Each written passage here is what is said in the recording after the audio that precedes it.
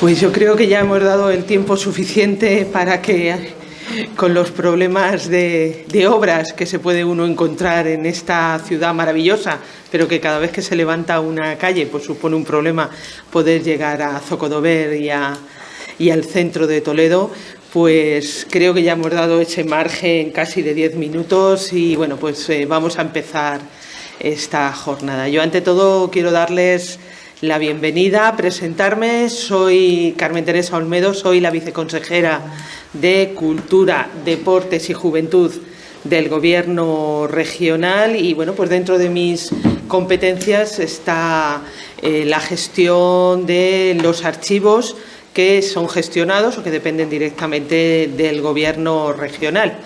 Así que para mí de verdad es un verdadero placer recibirles a todos y todas en esta biblioteca regional, que entra también dentro de nuestras competencias la gestión, y esperar que esta jornada, que con tanto cariño y con tanto esmero se ha preparado desde el Servicio de Bibliotecas y Archivos de la Viceconsejería, bueno, pues puedan ser útiles y aprovechables. Yo creo que en esta jornada de investigación, de transferencia del conocimiento, que a mí me parecen que son verdaderamente interesantes, pues vamos a abordar, o van ustedes a abordar, todo lo que tiene que ver con la investigación, búsqueda de fuentes documentales, recursos, tanto en archivos físicos, en lo que estamos acostumbrados como ver en los edificios, y también aquellos archivos de los que poco a poco y con un esfuerzo importante por parte de las diferentes administraciones estamos convirtiéndonos online y poniéndolo a disposición del público en general, en aquellos documentos que tienen posibilidad de estar al público en general, y también bueno, pues aquellos documentos que no deben estar a manos del público en general, a mano de los investigadores, evitando así desplazamientos, en este caso del todo innecesarios. Estas jornadas se van a centrar, como ustedes ya saben, en la investigación genealógica en los archivos. Y bueno, pues está dirigida principalmente al personal técnico y profesional de todos los archivos históricos del Estado, aquellos que están gestionados directamente por la Junta de Comunidades Castilla-La Mancha, pero también a los que están en otras instituciones, como pueden ser los ayuntamientos o como pueden ser las diputaciones, y también pues a investigadores, a estudiantes universitarios y a aquellos que estén interesados en esta temática. La búsqueda de la información de carácter genealógico yo creo que es uno de los principales temas de investigación que se dan en nuestros archivos históricos provinciales. Y no, como no puede ser de otra manera, bueno, pues tenemos que estar a la altura de lo que nos piden los usuarios de esos archivos, puesto que en cada documento hay una historia que contar y una verdad que descubrir. Y nosotros tenemos que estar a disposición de todos aquellos que quieren descubrir esa verdad que pueden existir en esos documentos que están en los archivos. Como les decía, estas jornadas están centradas en la historia, pero en este caso en la historia personal y familiar. Y yo creo que la genealogía, esa ciencia auxiliar de la historia, es capaz, gracias a ustedes, gracias a los investigadores, a los archiveros, pues poner en un mapa visible los nombres de los antepasados y descendientes de aquellos que están interesados en conocer su historia desde el principio o desde donde hay documentación hasta llegar a nuestros días. Conocer, sin duda, nuestro pasado más íntimo, más personal, nos ayuda a situarnos en nuestra vida y, sobre todo, poder contar a nuestros descendientes de dónde venimos, a dónde pertenecemos, lo que nos arraiga también de alguna manera no solamente a nuestra familia, sino a nuestro territorio y a nuestros municipios o nuestros pueblos y ciudades. Y es sin duda donde ustedes, los investigadores, los archiveros, pueden echar una mano y pueden jugar un papel esencial. porque alguien dijo en su momento, lo leí hace poco en un documento, es que los archivos son la memoria colectiva de una sociedad y su legado para generaciones futuras.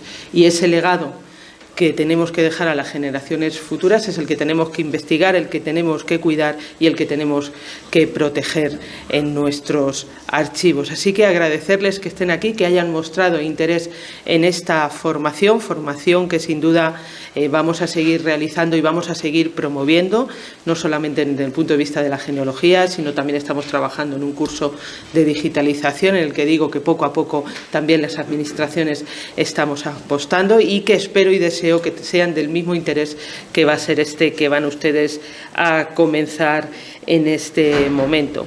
Quiero agradecer una vez más al servicio, en especial al jefe de servicio, a Pedro Cobo, el trabajo que han hecho para su organización y están todos prácticamente aquí con ese afán de seguir aprendiendo, no solamente de las personas que puedan estar y que me acompañan hoy aquí, que van a ser los ponentes de esta jornada, sino de lo que yo creo que puede ser muy interesante también esta tarde, que es esa mesa redonda que a partir de las 4 va a tener lugar en esta misma sala después de la comida y que de alguna manera van a tener ustedes la posibilidad de preguntar y de intercambiar experiencias en ese trabajo de investigación y de cuidado de esa documentación que tanto interesa, sobre todo a aquellos que quieren buscar cuáles son sus orígenes dentro de la historia. Y bueno, pues quiero agradecer también a los ponentes de esta jornada de investigación, esta jornada técnica que me acompañan y que quiero presentarles ahora mismo y que son pues aquí a mi izquierda a doña Elvira Valero de la Rosa, que es compañera, es directora del Archivo Histórico Provincial de Albacete. Como les decía, va a ser nuestra primera ponente hoy y su conferencia va a versar sobre fuentes documentales, archivos y recursos. Y les puedo asegurar que ella es, como directora del Archivo de Albacete, una magnífica experta y una conocedora del funcionamiento de los archivos y de la gestión de esos recursos y de esos documentos. También tengo a mi derecha a don Ricardo Celeberti Morales, diplomado en genealogía, en heráldica y nobiliaria y experto en genealogía y archivos, que nos centrará su disertación en la metodología para investigar un árbol genealógico. Yo creo que con Ricardo vamos a entrar en materia de lleno en lo que es la genealogía, esta ciencia, como decía, que pertenece a ese universo que es el universo de la historia.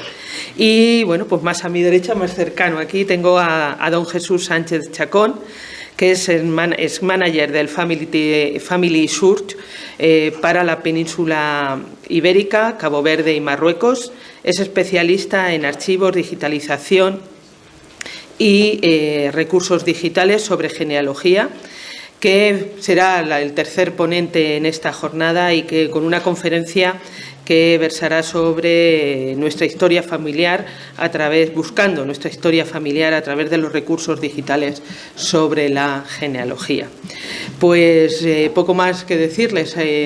Encantada de estar aquí con ustedes en esta inauguración. Yo les voy a pasar ya la palabra en primer lugar a Elvira para que empiece con su exposición. Desearles una feliz jornada y sobre todo animarles a que después de comer vuelvan aquí y que intervengan de una manera, yo creo que interesante e interesada en esa mesa redonda en la que sin duda podremos enriquecernos todos. Yo no porque estaré, pero bueno, estará aquí el servicio de bibliotecas y archivos, que seguramente también podrá aprender mucho de lo que hoy aquí se hable y se exponga.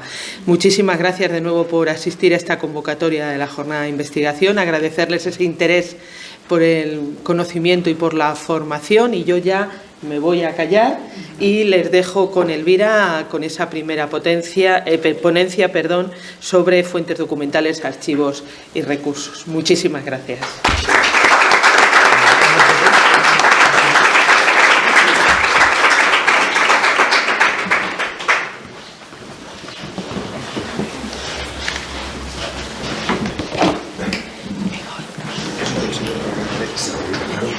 No, nos bajemos.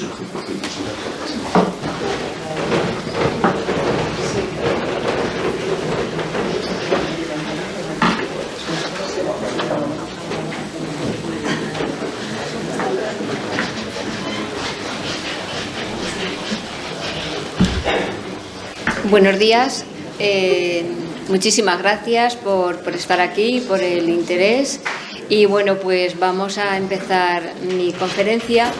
En realidad, mi conferencia parte de mi propia experiencia personal, tanto como conocedora del archivo histórico y de otros archivos donde he trabajado, como también como interesada en la historia familiar. Yo también he hecho mis pinitos buscando mi árbol genealógico, respondiendo a algunas curiosidades que tenía sobre mi familia, pero sobre todo mi experiencia más importante ha sido la de investigadora de la heráldica y la genealogía. En el año 2021 publiqué un libro sobre heráldica gentilicia de Alcaraz y, claro, al investigar los escudos tuve que rastrear muchas familias. Y bueno, pues eso me hace conocedora de otros archivos. Sobre todo, la preparación de aquel libro coincidió con la pandemia. Entonces, trabajé muchísimo gracias a los recursos que están en Internet. Y bueno, pues todo esto es lo que yo les quiero transmitir. Yo sé que cuando un investigador empieza a hacer la historia familiar, lo primero que quiere es conseguir muchos datos. Que no se rompa la cadena de los antepasados, saber quién era el abuelo, bisabuelo, tatarabuelo, que esa cadena se remonte lo más lejos posible. Pero claro, surgen muchísimos problemas. Entre ellos, por ejemplo, la documentación. Hay siglos en que la documentación es muy abundante, pero hay otros siglos en que la documentación es escasa. Desde el siglo XIX la documentación de los archivos es muchísimo más amplia. ¿Y eso por qué? Pues porque finaliza la época del antiguo régimen, estamos en un estado nuevo, un estado liberal en el que cambian todas las instituciones, la administración se renueva, por ejemplo, la hacienda pública ya se monta con unos principios más racionales, cambian los impuestos, parcelas que tradicionalmente estuvieron bajo el control de la Iglesia pasan a ser asistidas por el Estado, como la beneficencia, como la educación o como los padrones de habitantes. Bueno, pues todo eso hace que tengamos muchísimas fuentes que además pues en un sitio son muy exhaustivas, en otros menos. Y bueno, ¿qué más? Sí, claro, no es lo mismo tampoco investigar a estos hidalgos que yo investigué en Alcaraz o a personas de la clase alta que estudiar a personas anónimas, personas corrientes que trabajaron en el campo. Es muy distinto porque la gente que estaba bien posicionada económicamente, casi todos los negocios que trataban los llevaban ante notario. Sin embargo, la gente de los medios rurales, la gente más pobre, pues no acudían al notario, muchas veces porque, según se lee, por ejemplo, en las partidas de defunción dicen, no hizo testamento porque no tenía de qué testar. Y eso es una realidad y es una cosa que entorpece también o nos acorta el radio de acción. Pero yo voy a hablar, claro, sobre mi experiencia y voy a hablar de algunos documentos que se encuentran en los archivos y que nos permiten rastrear a las personas, como yo digo, anónimas, las personas corrientes. ¿Qué más? Bueno, vamos a hablar ya directamente de cómo se prepara ese trabajo de genealogía que ya la ha definido Carmen. Y lo primero es preparar el terreno. Toda investigación necesita preparar el terreno.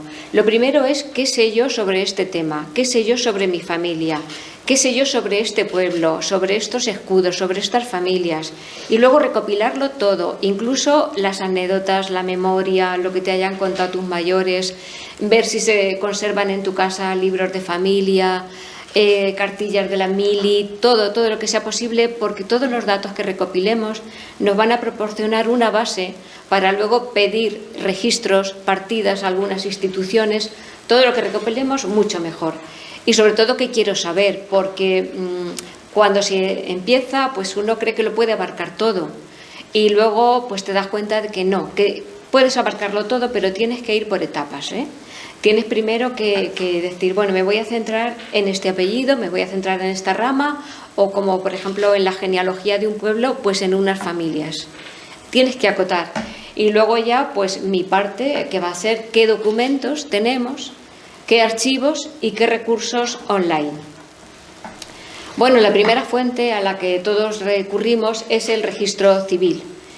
Durante siglos ni el Estado ni la Iglesia se ocuparon de tener un recuento de las personas. En la antigua Roma existieron censos, pero no tenían periodicidad y eran como un recuento de habitantes. Llegamos a la Edad Media y los primeros documentos que tenemos en el archivo histórico, a través de los fondos de municipios, como por ejemplo Chinchilla y Albacete, que tenemos los archivos municipales en el histórico, pues lo primero que encontramos de datos sobre personas son los avecindamientos. Eso era un trámite que se hacía en el siglo XV, que es el más antiguo, y en el siglo XVI, por supuesto. Se trataba de repoblar zonas que estaban escasamente pobladas. Entonces, el procedimiento consistía en que llegaba un nuevo vecino, iba al ayuntamiento, se inscribía, decía quién era, de dónde venía, qué profesión tenía, y necesitaba siempre un padrino o fiador que respondía por él en caso de algún conflicto o de no pagar los impuestos.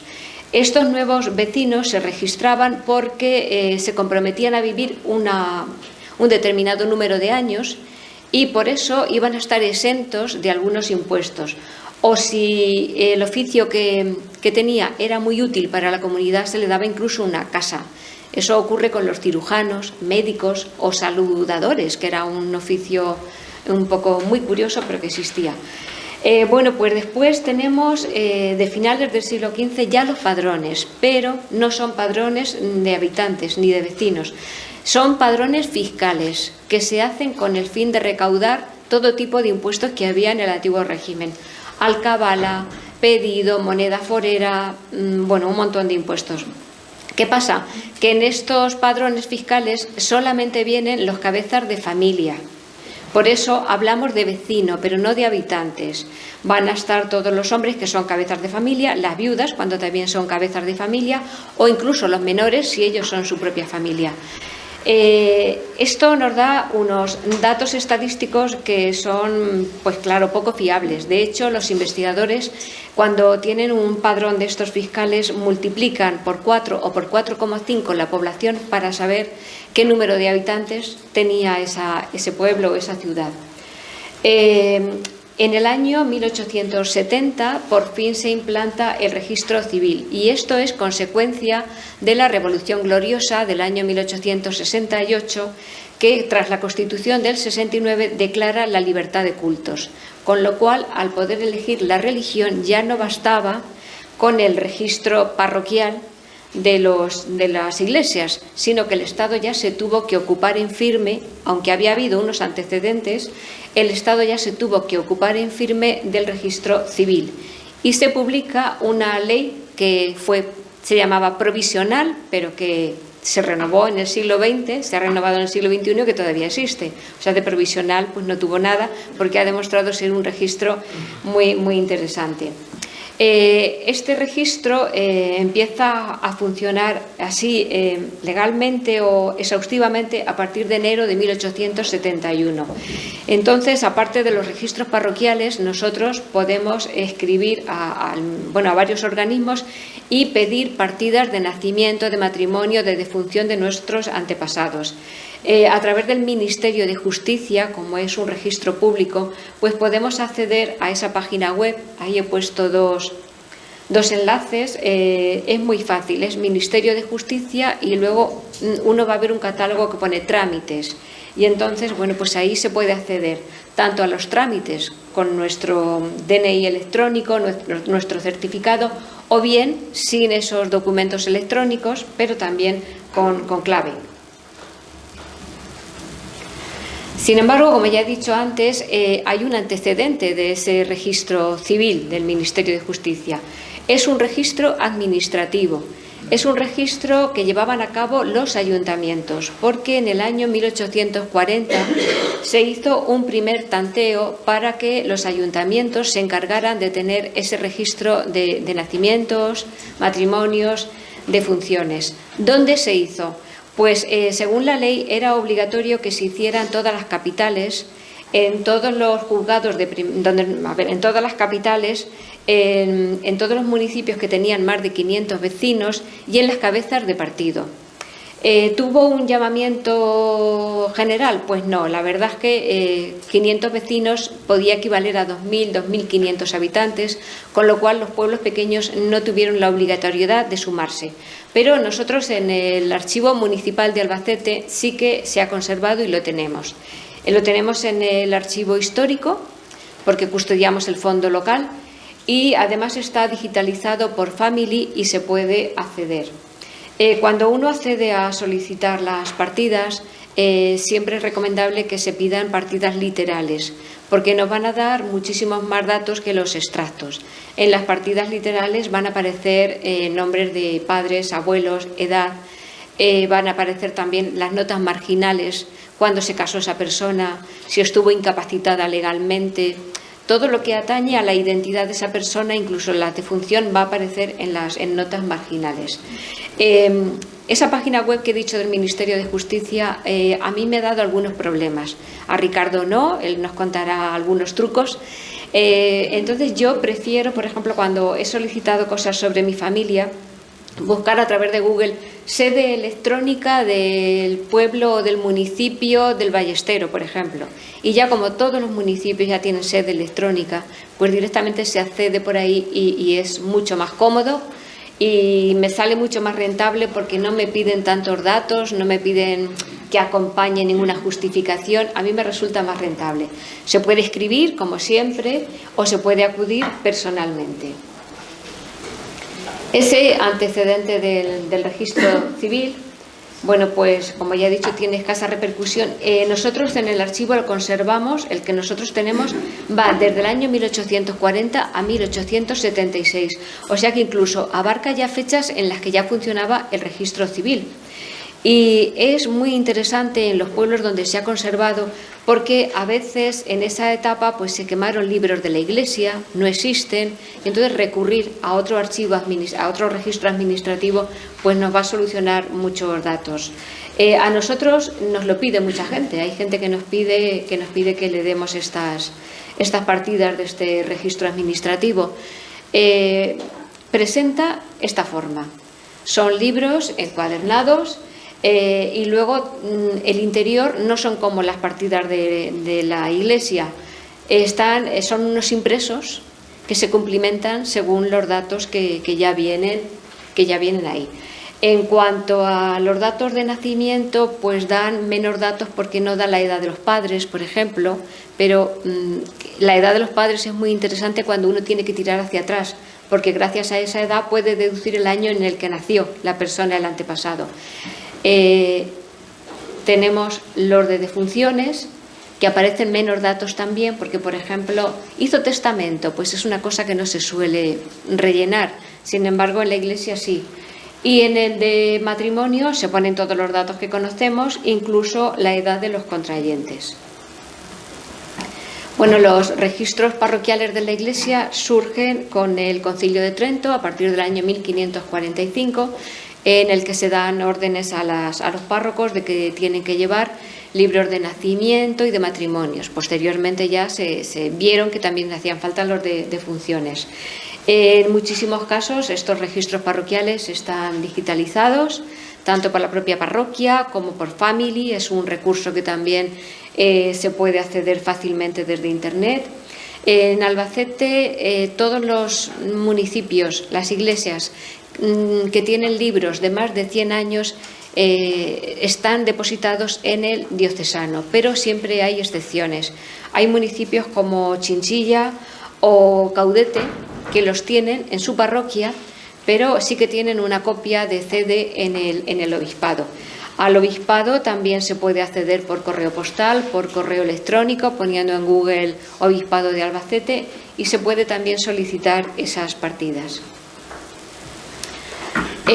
Otros documentos que yo he visto, aparte de nacimientos, matrimonios y defunciones, son las amonestaciones de matrimonio. Aquí he puesto un ejemplo cuando estuve investigando a otra familia, que por cierto son los antecesores de Ricardo Celiberti, los Sabuco.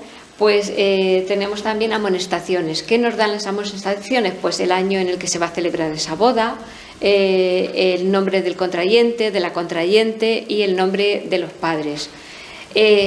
Ustedes me dirán, qué pocos datos. Sí, pero es que cuando uno investiga cualquier dato es que es un tesoro. Yo, por lo menos en mi caso, cualquier dato me parece que es una maravilla y la verdad es que nunca hay que despreciar ningún dato, por muy simple que nos parezca. Luego, por ejemplo, también tenemos las confirmaciones. Esta también es de Alcaraz, del año 1568. ¿Qué nos dice esta confirmación? Muy pocos datos. Nos dice, por supuesto, la fecha, nos dice la parroquia a la que pertenecen y nos dice el nombre del niño y el nombre del padre. Pero, como digo, todo vale porque además, conforme vamos hacia atrás, también nos vamos a dar cuenta que se repiten muy a menudo nombres y apellidos. Y entonces cualquier dato con una fecha que nos permita luego dilucidar si estamos en la persona correcta o nos hemos ido a un primo, nos va a resultar muy importante. El acceso a los registros estos de defunciones, por ejemplo, nos traen un dato muy interesante, que es si hizo testamento. Se hizo testamento, ante quién lo hizo y la fecha en la que murió. Con lo cual la gente a través de este dato nos escribe a los archivos. Estos datos, si se dan ustedes cuenta, van reflejados porque el que muere también deja una serie de mandas testamentarias y una serie de misas. Ese control lo tenían que llevar los curas para saber esas mandas, si eran mandas de dinero hacia las cofradías, hermandades, hacia la fábrica de la parroquia. Tenían que llevar un control, tanto del número de misas como de lo que iban a cobrar. Y por eso se anotan. Es decir, el documento nace y se crea y se mantiene por pura utilidad. Entonces, esto nos va a enlazar con los protocolos, porque ahí viene si testó, ante quién testó, y entonces la gente nos suele pedir al archivo histórico el testamento. ¿Qué ocurre? Bueno, pues que a veces se sabe la fecha en la que murió, pero a lo mejor el testamento lo hizo unos días antes o incluso a veces años antes porque tuvo alguna circunstancia o bien que creía que iba a morir o porque había ocurrido algo que necesitaba dejar sus papeles en regla. Nosotros, cuando la gente nos dice el notario y más o menos la fecha, lo que hacemos es que miramos unos días antes o incluso miramos unos meses atrás. Lo que no hacemos en el archivo son búsquedas personales, porque a veces escribe gente y dice: yo tengo un antepasado en Férez en el año 1578, quiero su testamento. Pues así no se puede y luego explicaré por qué. No se puede, pero sí que el archivo está abierto a que la persona vaya, eso está clarísimo, y a que obtenga su copia de sus documentos en el formato que quiera. Si no hay testamento, ¿qué? Bueno, pues yo he visto que tenemos muchísimos juicios ab intestato y tenemos juicios ab intestato desde el siglo XVII, porque una de las cosas que hemos hecho ha sido describir exhaustivamente todos los archivos judiciales de todos los pueblos de la provincia. Y estos juicios ab intestato son, hice la cuenta ayer, más de 3.800, son muchísimos. Son, desde luego, tienen menos datos que un testamento, porque la gente va ante notario, el notario necesita un acta de testamento, bueno, de ab intestato, y eso genera un expediente judicial. Entonces van a ir los interesados, el hijo, la viuda, los hijos, van a aportarle sus partidas de nacimiento, van a dar fechas como cuándo se casaron, en qué municipio, pero también es una fuente. Los juicios ab intestato, a falta de testamento, también es una fuente. Otra fuente, ya saben ustedes, que es el registro de últimas voluntades, donde se sabe si uno testó o no. El problema es que el registro de últimas voluntades funciona desde el año 1885. Bueno, otra de las cosas que yo creo que es interesante para cualquier investigador cuando se dirige a un archivo es saber qué tiene incluso la forma de acceso, si está abierto, porque hay muchos investigadores que me dicen, es que he escrito a tal pueblo y me han dicho que allí no hay archivo. Bueno, pues eso se puede comprobar mirando el censo guía de los archivos estatales, que está abierto y que podemos comprobar, por ejemplo, en el directorio de archivos. Me vengo aquí y voy a poner Archivo Histórico Provincial de Albacete. Ahí, como no es mi ordenador, a ver cómo puedo retroceder.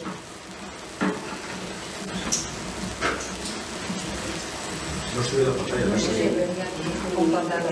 Tendrías que minimizar la presentación y entonces se verá la pantalla. No puedo minimizarla porque yo aquí lo que veo es el censo guía ya, por eso estoy escribiendo. No, si minimizas la presentación se verá la pantalla y entonces se verá la búsqueda que estás haciendo. Antes me ha funcionado bien. A ver, dime. Mete la presentación. Está aquí. Y te vas aquí. Y la minimiza. No. ¿Podéis llamar a alguien? Es porque tienes 3 presentaciones. Bueno, a ver, cierra esta. Ahí está. Ah, vale, ya. Vale.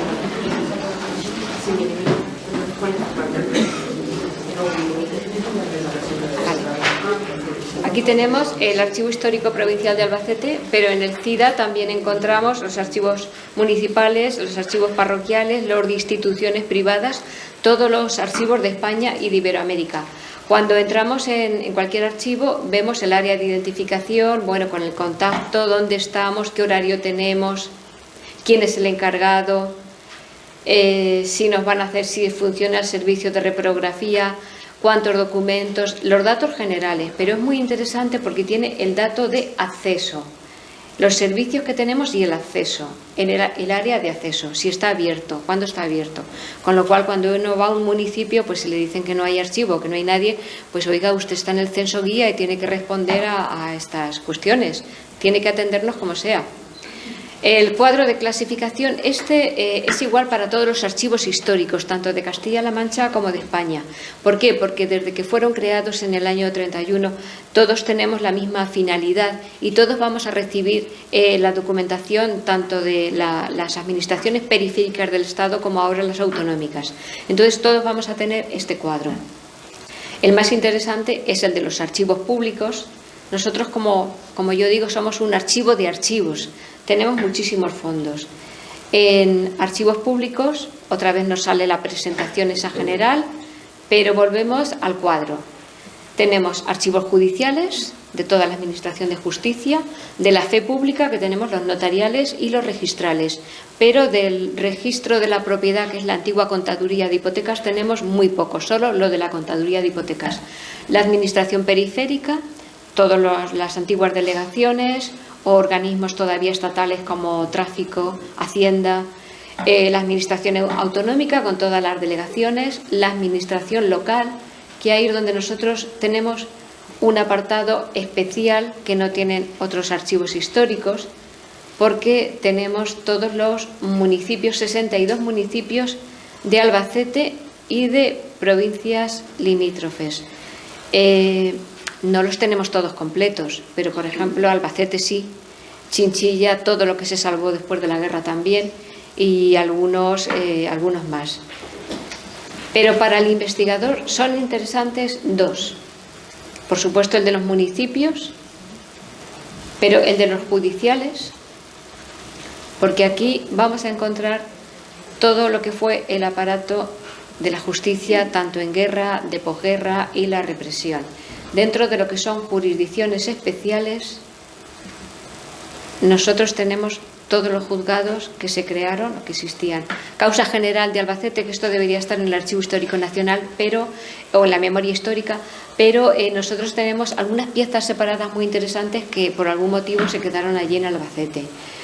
Los juzgados militares, algunos juicios de estos de guerra, la justicia republicana en guerra, que fueron los 3 jurados que se crearon durante la guerra civil, y luego tenemos el de responsabilidades políticas, y bueno, pues una serie de instituciones que son menos interesantes para el investigador. Todo lo que son los fondos de justicia los tenemos descritos expediente a expediente, con lo cual muchas veces lo que hacemos es una búsqueda general en la base de datos poniendo el nombre y los apellidos de la persona y ya nos sale cuántos expedientes hay de esa persona y de qué, y si van a estar en justicia, si van a estar a lo mejor como funcionario o en la delegación o como un expediente de alumno del Instituto Histórico, en fin. La base de datos, todo lo que tenemos ya descrito expediente a expediente, nos permite hacer una búsqueda global y determinar en qué sección hay un expediente de esa persona. Bueno, de la Administración Central Periférica. Bueno, pues aquí tenemos de ámbito provincial. Tenemos agricultura, comercio, cultura, educación, estadística, Hacienda, y ahí en Hacienda es donde tenemos el fondo que después vamos a ver, que es el que sirve para investigar a las personas normales y corrientes. ¿Por qué? Porque, como yo digo, ir al notario a hacer un testamento, a hacer una escritura, era un acto voluntario, pero de la hacienda pública no escapa nadie. Y entonces ahí vamos a encontrar a través de los padrones o de las contribuciones o de los amillaramientos, que ahora les explicaré qué son, a todas las personas. Bueno, a ver, en la Administración Autonómica, pues todas las delegaciones que tenemos hoy en día.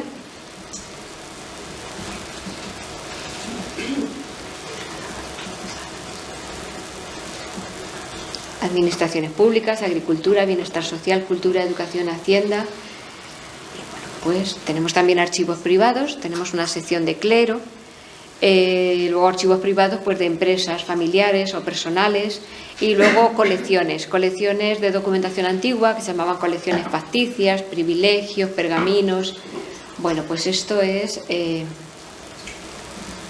nuestra presentación del archivo histórico, pero también podemos hacer una búsqueda, por ejemplo, para que vean del archivo municipal de Toledo, por ejemplo.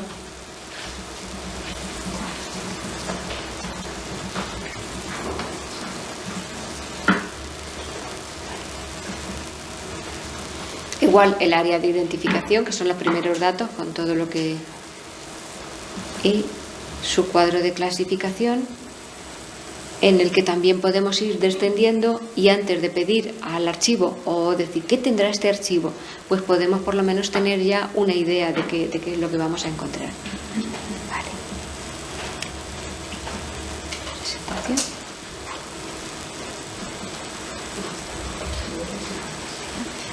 Vale, como ya he dicho, nosotros tenemos tantos archivos municipales como el del histórico. Tenemos luego el recurso de Family Search, porque los archivos históricos de Castilla-La Mancha todavía no tenemos página web, pero estamos en ello, estamos ya haciendo las operaciones de migración y todo parece que va a funcionar pronto. Hasta ahora, por ejemplo, lo que nosotros hemos digitalizado con Family está disponible a través de Internet. En el año 2022, que hicimos el último convenio y bueno, la última digitalización, se digitalizaron del Archivo Histórico de Albacete 543.943 documentos, y muchísimo. Y todo esto está accesible. Entonces tenemos el registro administrativo, aquel que les decía, de 1840 al 76, padrones fiscales y de población desde 1671 a 1897, operaciones estadísticas, censos de población y viviendas de 1887 al 85, censos electorales, expedientes y registros de hidalguías que tenemos en el archivo, y el catastro del Marqués de la Ensenada. Y esto es interesantísimo porque el catastro del Marqués de la Ensenada lo tenemos con las respuestas particulares, porque ustedes saben que a través de pares podemos acceder a las respuestas generales del municipio, que están muy bien porque nos dan datos de cómo era la población sobre el año 1750, cómo era el modo de vida, a qué se dedicaban, qué industrias, qué agricultura tenían. Sí, está muy bien. pero los libros particulares, las relaciones de seculares y de eclesiásticos, o los memoriales, que son las declaraciones que cada uno daba de su hacienda, de sus bienes, eso no está digitalizado por pares, pero nosotros sí que lo tenemos digitalizado a través de Family, con lo cual podemos acceder a todos los pueblos de la provincia de Albacete, a toda la documentación, desde los autos generales a los libros de familia, a todo. La verdad es que es una maravilla. ¿Cómo se accede? Pues vamos a hacer otra vez una prueba. Espera a ver si... Uy. Pero primero voy a iniciar sesión, a ver si me recuerda. Ahora lo minimizo cuando entre. Si no lo dices, y vamos a Pues tengo que poner la contraseña.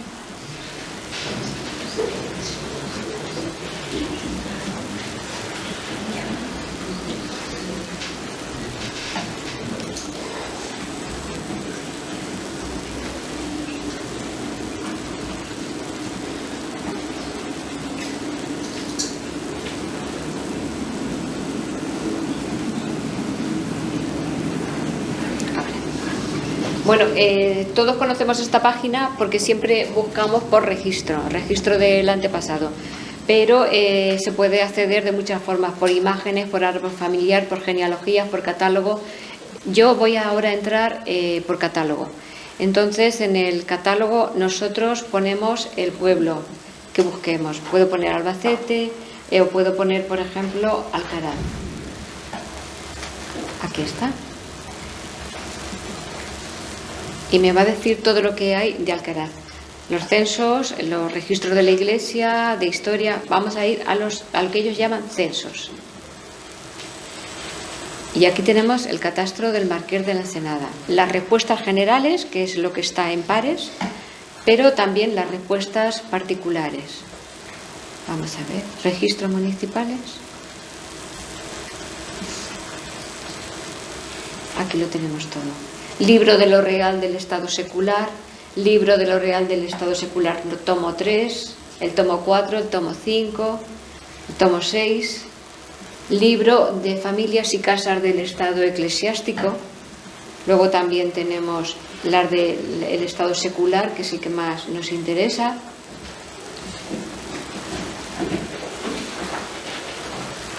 Y por supuesto,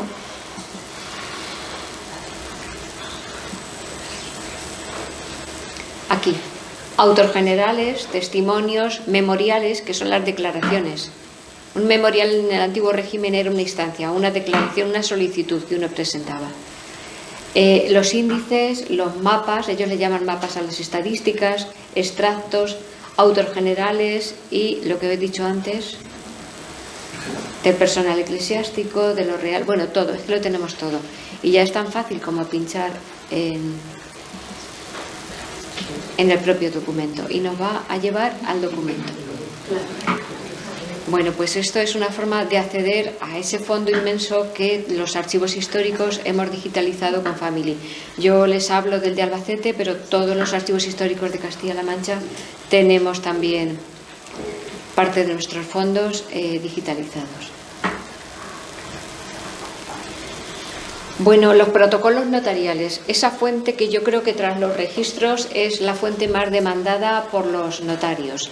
Vamos a ver protocolos, vamos a ver padrones de población y similares, el catastro de Ensenada, que también lo tenemos, el original, la documentación de Hacienda, contribuciones, amillanamientos e impuestos. Y a través de la desamortización hemos sacado recientemente un fondo que estaba mezclado con correspondencia, clases pasivas, y que son las capellanías familiares. Y luego, por último, los expedientes judiciales. Bueno, ¿qué es el protocolo? El protocolo, pues, es el libro de todas las escrituras, todos los trámites que realiza el notario a lo largo del año y que se encuadernan, y cuando tienen más de 100 años se mandan al archivo histórico. Esto de la encuadernación es fundamental para su perfecta conservación, porque muchas veces se han conservado sin encuadernar. Seguramente los han visto alguna vez. Cuadernillos pequeños en unas hojas de papel muy fino que a base de los años y de una mala instalación pues se han ido perdiendo, y entonces ocurre que muchas veces alguien pide un testamento o un documento de la hoja primera o de las hojas finales y se han perdido por esa fragilidad. Así que el protocolo, cuando ya lo ves encuadernado, ya te da más satisfacción y más confianza. Los protocolos son obligatorios de conservar por el notario desde el año 1503. Anteriormente existían, por supuesto, siempre se ha ido al notario a hacer escrituras. Nosotros tenemos desde el año 1300 y pico algunos documentos notariales, pero así de esta forma, encuadernados y en libro, desde los Reyes Católicos. El notario tiene la obligación de guardar no solamente la minuta, sino el original, que es la matriz, y es lo que va a los archivos. Lo que a nosotros nos da el notario siempre es una copia. El original siempre se conserva en la propia notaría. Cuando pasan 25 años va a la notaría de distrito, ahí está 75 años más, y cuando llega a los 100 pasa a los archivos históricos. Desde el siglo XIX van a llevar todos índices, y esto es muy interesante porque ahorra mucho tiempo, porque sin un índice tienes que buscar, claro, el protocolo va cronológicamente, tienes que empezar a buscar por día, por fecha, y es más lento. ¿Con anterioridad al siglo XIX existían los índices? Sí, pero a veces, no era obligatorio. Entonces, a veces sí, a veces no. El vaciado de protocolos en nuestro archivo no existe. Yo sé que existen algunos sitios, pero nosotros no tenemos. ¿Y por qué no tenemos el vaciado? Porque eso es inconmensurable, es que es tremendo.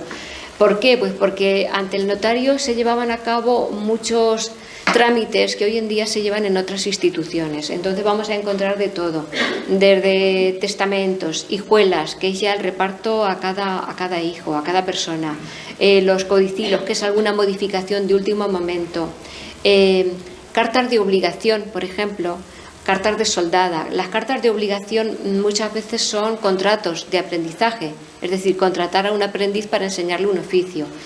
Emancipación, cuando el hijo se emancipa, el padre le autoriza, esto solamente se da en las clases altas. Tutela, carta de dote, inventarios de bienes, todos esos datos, pero yo creo que lo que más hay son cartas de poder autorizando a una persona. Y entonces es muy costoso hacer un vaciado de protocolos, y además es que tenemos miles, desde el año 1500 y pico, de todos los pueblos, y teniendo en cuenta que, por ejemplo, en pueblos como Alcaraz, que hoy en día generan solamente un libro por año, pues en el siglo XVI era muy grande, y además, como ante notario se llevaba un montón de documentos, pues había 4 escribanos. Entonces, claro, cuando alguien nos pide un testamento antiguo, nos tiene que decir ante quién testó. Eso es fundamental cuando hay más de un notario en una población. Si no, es una búsqueda que la tiene que hacer uno mismo con mucha paciencia. Porque además vamos a ver que la documentación de los archivos es ingente. Lo que nos falta es tiempo, a todos. Creo que nos falta tiempo. Bueno, esa tipología de documentos notariales pues se puede dividir o clasificar en varias partes, y cuando uno investiga, bueno, pues se da cuenta que a través de esta documentación notarial uno llega a conocer a la familia. Porque, claro, reunir datos genealógicos de cadenas de antepasados está muy bien porque al principio te da tranquilidad saber que no se te ha perdido nadie, ¿no? Pero una vez que tienes toda esa cadena, dices, ahora yo quiero saber quiénes eran, a qué se dedicaban, de qué vivían, cómo pensaban, qué grado de cultura tenían, ¿no? Y entonces los protocolos te va a dar toda esa información, porque si hay un inventario de bienes vas a ver si hay libros, si hay joyas, si hay muchos objetos religiosos. Todo eso lo va a proporcionar el protocolo.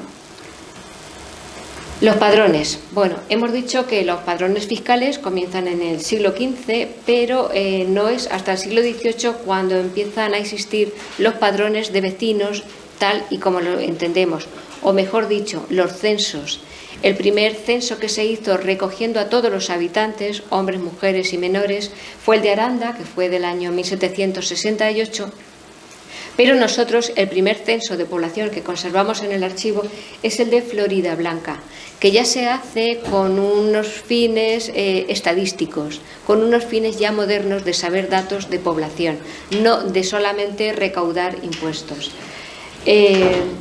Pero dentro de todos esos padrones que tenemos, los hay interesantísimos, porque a veces hay padrones especiales, contribuciones que se hacen, por ejemplo, para reparar un puente o para reparar una determinada obra. O bien, por ejemplo, en el año 1571, que pasan por Albacete todos los moriscos expulsados de Granada, pues un listado de todos los moriscos que están en Albacete. A todos se les relaciona. Luego hay también alistamientos para el ejército, para levas. Como ya digo, a partir del siglo XVIII ya vamos a encontrar los censos. Tenemos un censo muy interesante que es el de Carlos IV, que se hizo en 1801, que el propio Estado quería saber, es como una averiguación general, quería saber número de nacidos, de defunciones, de hospitales, de centros benéficos, de extranjeros. Son 90 cuestionarios. Y todos esos cuestionarios que van en unos impresos en Albacete se han conservado.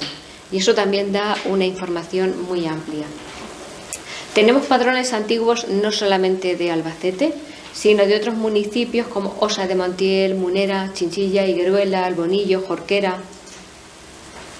La diferencia entre padrón y censo. Bueno, pues el padrón es un registro administrativo que elaboran anualmente los ayuntamientos, que recoge los datos sobre la persona, dónde vive, su familia, pero el censo lo hace estadística y tiene otra finalidad. El censo en realidad tiene muchísima más información que el padrón, parte del padrón, pero es más amplia. Se elabora cada 10 años y sirve pues para fines sociológicos, estadísticos y económicos. Hacia dónde están las familias, qué grado de estudios tienen, cuántos están trabajando, cuántos en paro, en fin, datos estadísticos para elaborar luego programas de economía, de desarrollo.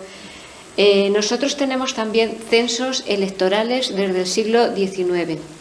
La mayoría van encuadernados. Esos me los traje de un archivo judicial y son muy interesantes. Lo que pasa es que hay que saber que los censos electorales del siglo XIX pues tienen relativo interés porque el sufragio era censitario. Solo las personas, los mayores contribuyentes, eran los que tenían derecho a votar. Y hasta el año 1931 en el censo electoral no aparecen las mujeres. Tenemos también los censos de estadística, pero son muy modernos, desde 1910. Y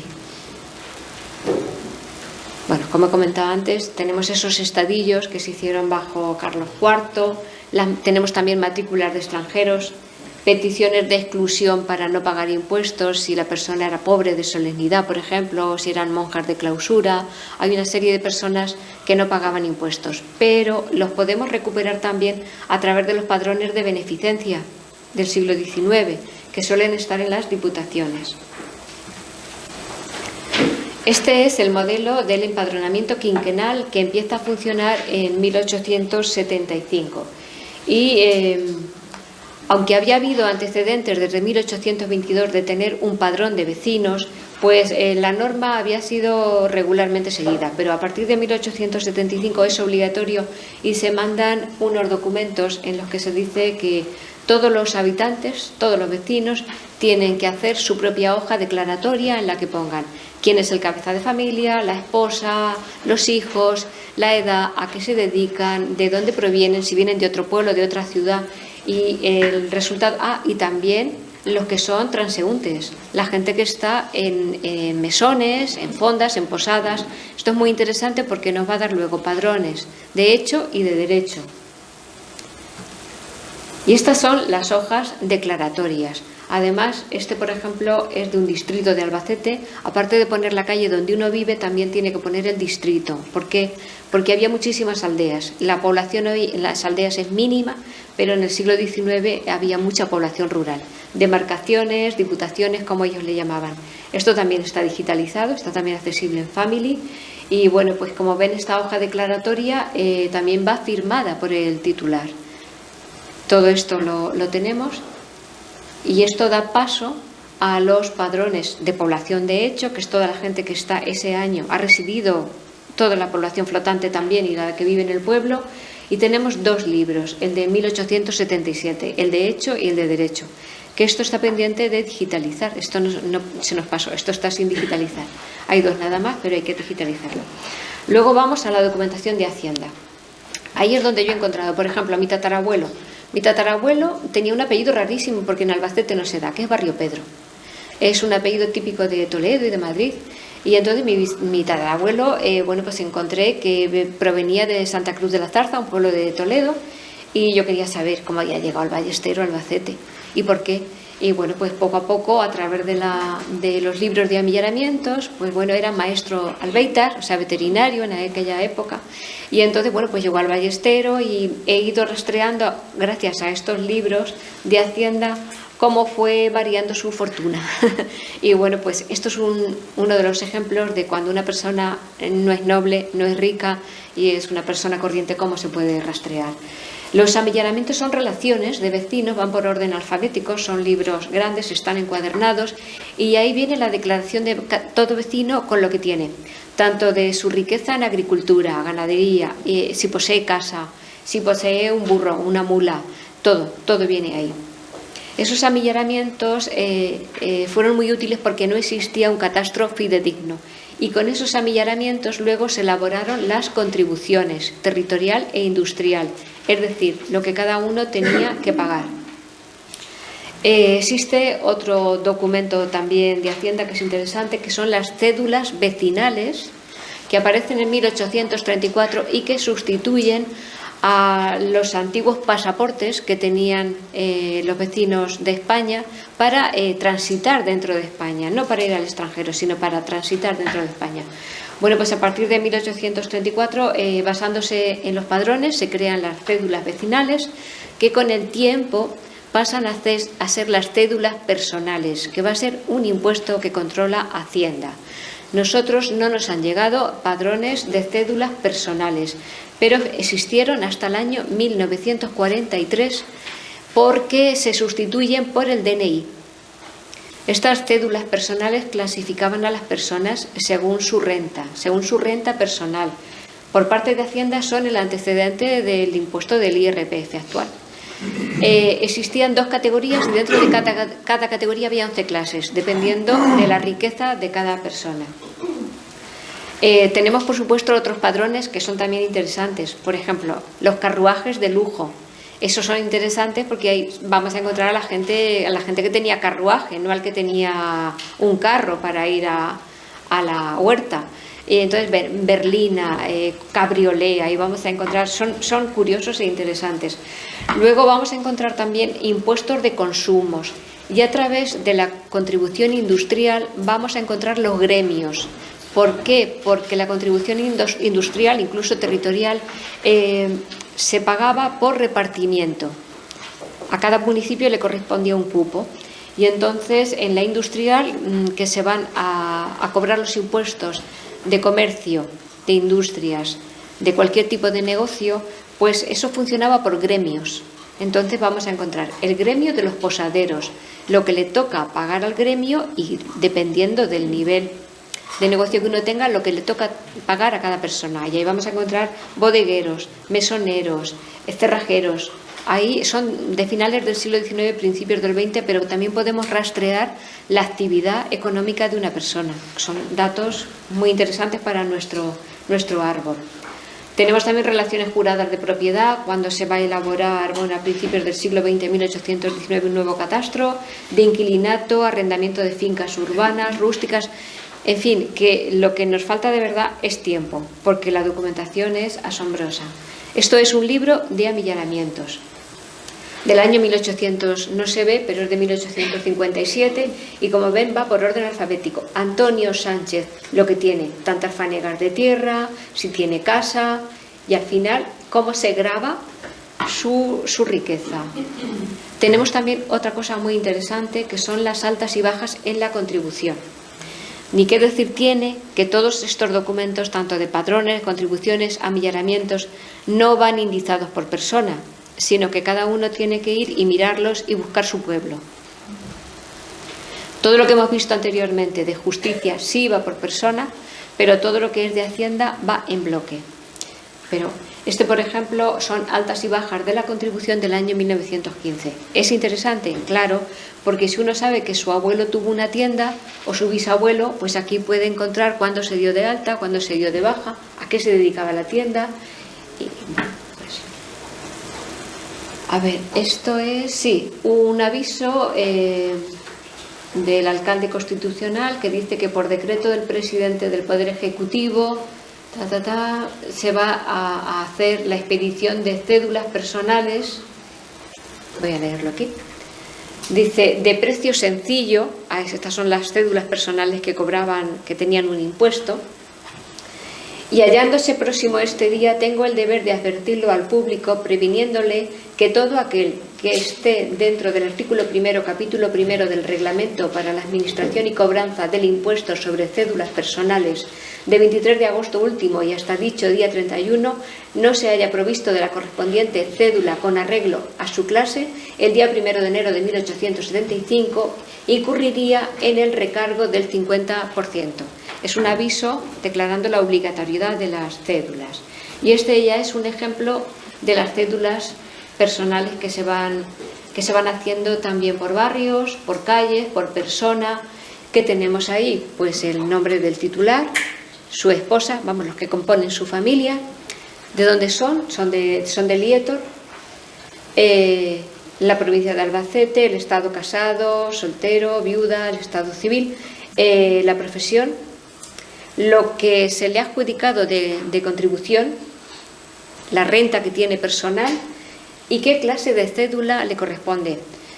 Claro, porque había dos tipos, primera, segunda, pero dentro de cada una había 11 y 12 tipos, dependiendo de la riqueza. Esto es el padrón industrial, con todas las profesiones, el domicilio que tienen y a qué se dedican, qué oficio, qué profesión tienen y qué industria. Este es el impuesto de carruajes. El impuesto de carruajes que, bueno, pues solamente tienen carruaje por la gente que tiene más dinero, pero es un ejemplo de todos esos impuestos que vamos a encontrar. El de consumos, que grababa los artículos de primera necesidad, también vienen los nombres de las personas. Y luego, a través de la desamortización, ahora vamos a iniciar este fondo que estaba mezclado, como ya les he dicho, de capellanías familiares. Esto es una novedad, porque las capellanías generalmente están en los archivos diocesanos, pero se han perdido muchas. Y a través de la desamortización están todas. ¿Por qué? Porque las capellanías eran unos bienes que una persona vinculaba para que un capellán dijera misas por su alma. Y esas capellanías tenían a su cargo dos personas, tanto el capellán, que generalmente era alguien de la familia que se iba a dedicar a la iglesia y que ya venía casi predeterminado, y luego un patrono, que es el que se iba a dedicar a controlar las cuentas de los bienes, si eran tierras, lo que rentuaba, y se le pasaba ese dinero al capellán. Cuando llega la desamortización, terminan las vinculaciones, los mayorazgos, y entonces todas esas capellanías pasan a las familias, porque eran familiares. Y entonces hay una ley en el año 1841 que es el pariente más próximo, independientemente del sexo, de la edad, el que tiene que hacerse cargo o repercutir o recoger los bienes porque le pertenecen. Incluyen documentos muy interesantes porque cada persona que cree que tiene el derecho pues va a aportar el primer testamento del fundador o la fundación, las partidas, los árboles genealógicos. Es muy interesante, pero además no todas las capellanías eran así de fáciles recogerlas por el heredero, no.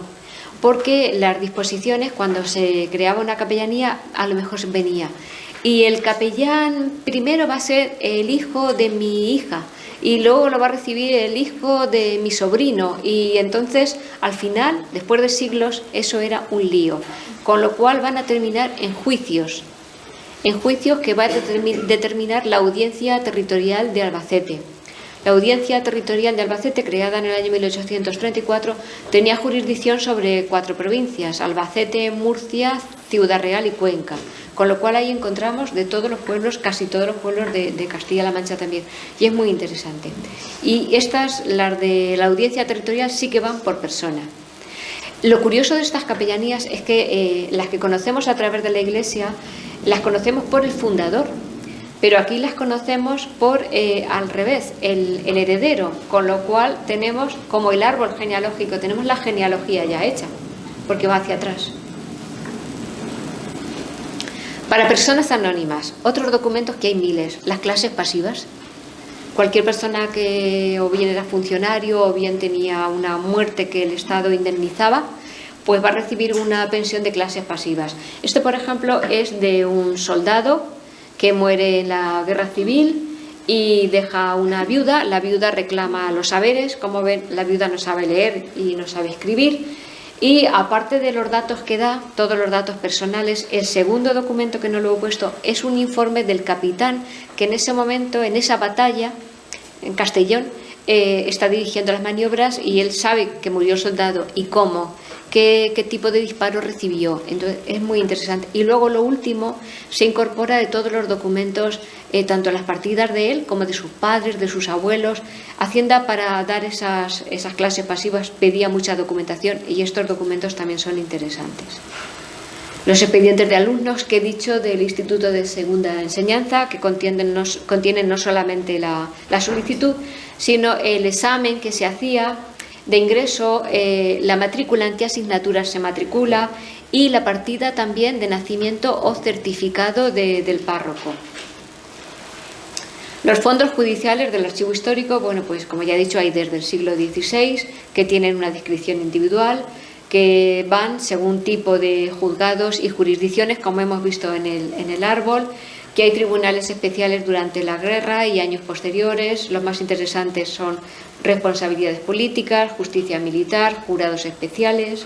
Luego tenemos otros fondos sobre la represión durante el franquismo, que son las fichas de policía de seguridad y vigilancia. Hay miles de personas también, miles de personas que por ideología pues estaban fichadas y tienen un expediente muy completo también, tanto en sus datos personales como familiares, como actividades que desarrollaban, si se exiliaron, a dónde se exiliaron, depuración de funcionarios, también hay en los archivos históricos, y luego ya otros archivos que son también accesibles por internet.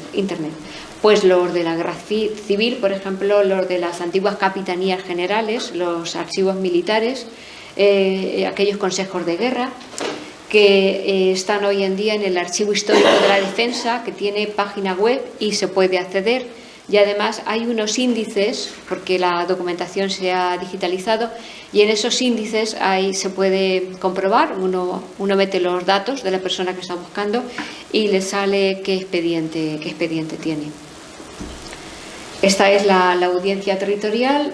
A esos expedientes que hay de capellanías y patronatos, como les he dicho, de 4 provincias, y en muchos casos aportan árboles genealógicos desde el siglo XVI, pero incluso los testamentos más antiguos de los que se conservan en el archivo, porque esta gente que tenía vinculaciones, mayorazgos, capellanías, lo guardaba todo, porque claro, su rendimiento, su hacienda estaba supeditada a que se guardaran esos documentos, por si había algún litigio, que los hubo. Tenemos también un pequeño fondo de hidalguías en el archivo histórico. No es muy amplio, porque Albacete nunca ha sido una población de mucha hidalguía y de nula nobleza, pero sí que como los hidalgos estaban exentos de pagar cierta clase de impuestos, no todos. La alcabala, por ejemplo, es un impuesto indirecto que pagaba todo el mundo, pero incluso la alcabala, los hidalgos siempre están al final de padrón, siempre tienen un padrón especial, ellos nunca están mezclados con los pecheros. Y entonces, bueno, pues hay expedientes para eximirse de pagar cierta clase de impuestos. Estos juicios, porque generalmente había un juicio, deparaban para la jurisdicción de Albacete desde el Tajo para abajo en el archivo de la Real Chancillería de Granada, y había una segunda instancia para apelar, que era el Consejo Real. Todos estos juicios, pues, los vamos a encontrar a través de Family, pero a través de pares también. Bueno, estos son listas de hidalgos, por ejemplo, que los hidalgos poco a poco, aunque la hidalguía se había creado para ir a la guerra, cuando podían, pues se eximían, se buscaban 1000 artimañas para no ir. para no contribuir y no ir personalmente. Y en el año 1641 sí que se hizo un empadronamiento de todos los hidalgos porque había que ir a un conflicto con Portugal. Y entonces, bueno, pues aquí tenemos un listado de todo lo que es el partido de Chinchilla, y entonces va a incluir Tobarra, Ellín, Yecla, me parece también, todo lo que era aquella zona del marquesado, y da datos interesantes como el nombre, la edad, el apellido, los hijos que tiene, la profesión. Bueno, pues los expedientes de hidalguía funcionan también. Se puede acceder porque ya está puesto otra vez en internet el archivo de la Chancillería de Granada, directo con un enlace, ya está puesto, y entonces pinchamos y ahí podemos buscar por persona o por pueblo o por lo que queramos. ¿Cómo voy de tiempo? Bueno, es por hacer una prueba.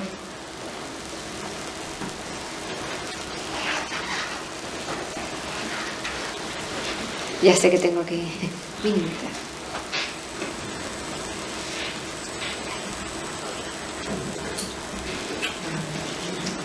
¿Ahora? Ya.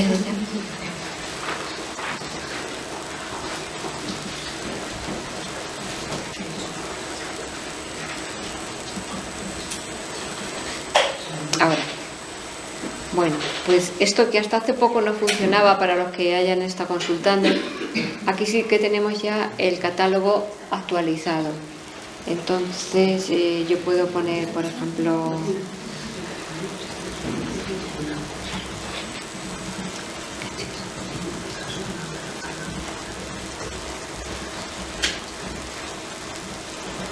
puedo buscar a una persona, Rodrigo Cantos.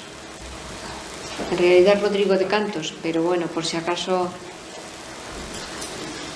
Y me salen todas las búsquedas, todos los archivos de la Junta de Andalucía en los que hay alguna documentación con ese nombre. Pero como yo sé que era hidalgo, pues me voy a la Real Audiencia y Chancillería de Granada y ahí voy a tener una serie de expedientes, Real Provisión de Rodrigo Sánchez Hidalgo, vecino Bueno, pues aquí ya, como tenemos la asignatura, directamente ya podemos pedirlo al archivo de la Chancillería.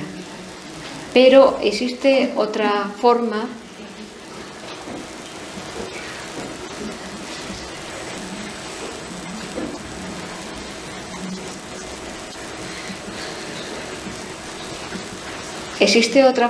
de conseguir la documentación sin pedirla al archivo histórico, al archivo de la Chancillería, que es descargándose el índice onomástico de todas las hidalguías. Se puede buscar fácilmente en Google. Uno pone índice onomástico de las hidalguías y le va a aparecer un índice .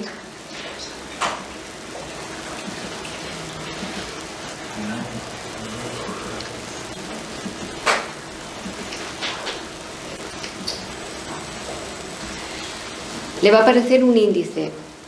El índice va a llevar 3 series de números. Va a aparecer, por ejemplo, 300-118-5. Si uno se va a Family y pone en Google expedientes, hidalguía, Chancillería, Family Shares, expedientes de hidalguía, Chancillería, directamente vamos al recurso.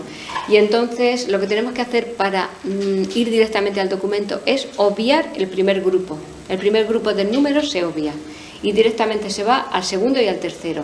Y así llegamos al 118-5, que es uno de los que yo busqué el otro día.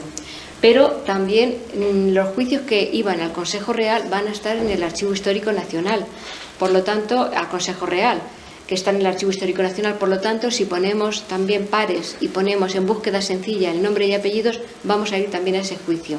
También los de órdenes militares. Y aquí tengo el ejemplo de esa expediente de hidalguía, que les digo que yo los localizo y los leo a través de Family. Primero el índice, cuando sé el índice y los números, me vengo aquí, el 118. Yo, el que me interesaba, sé que era 301-118-5. Bueno, obvio el primer grupo, el 301 lo obvio, y me vengo al legajo 118. Y como lo que me interesa es el expediente 5, ya sé que está aquí, porque aquí está entre el 1 y el 14. Entonces ahí directamente ya accedo al documento. También pueden ustedes consultar a través de internet el Ministerio de Defensa, porque a veces la gente busca pues a su abuelo que fue soldado o que perteneció al ejército, bien de la República, bien del bando nacional, y aquí hay 3 archivos que tienen página web a los que se puede recurrir. ¿Y qué tiene cada archivo? Pues el de Segovia va a tener los expedientes personales de jefes, oficiales y tropa. El de Guadalajara, los expedientes personales de quienes participaron en la guerra reclutados en ambos bandos. Y el de Ávila, el de los campos de concentración franquistas. Los archivos municipales son una fuente, como he dicho, muy buena para cualquier persona que busque sus antepasados. No solamente por los padrones y por los impuestos, sino por la beneficencia también. Y sobre todo por las actas. Las actas es que es el documento que más información contiene sobre la vida municipal, porque todo lo que determinaba o aprobaba un ayuntamiento va a pasar por actas. Pero además, si nuestros antepasados fueron concejales o alcaldes, formaron parte del ayuntamiento y entonces van a estar en esos listados de cargos municipales, de constitución de los ayuntamientos. Ahí vamos a encontrar a las personas. Yo he puesto este expediente, por ejemplo, del año 1461 de Chinchilla, que ya lleva una relación de los regidores. O sea que uno se puede remontar hasta el siglo XV.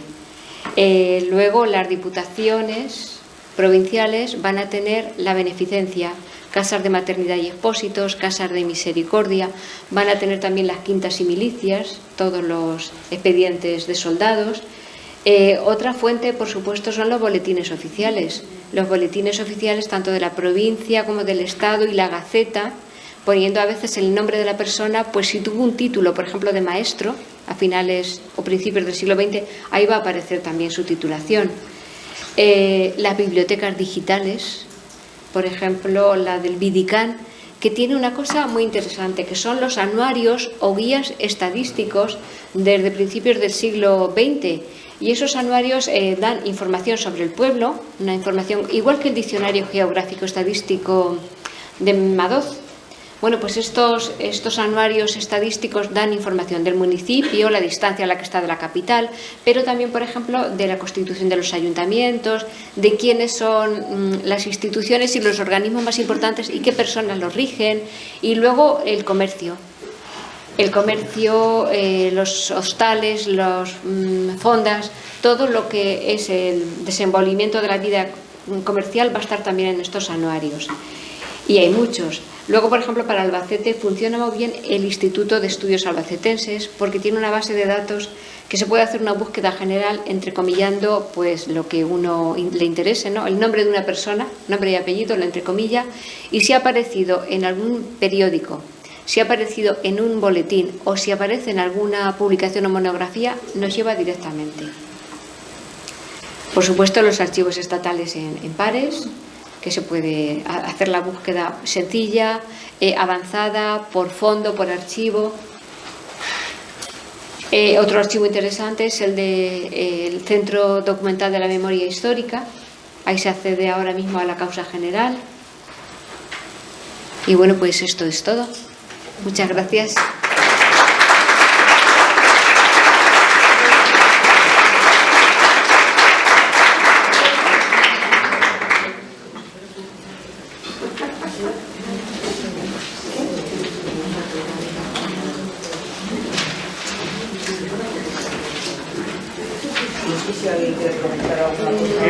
Sí, sobra tiempo. Si alguien me quiere preguntar.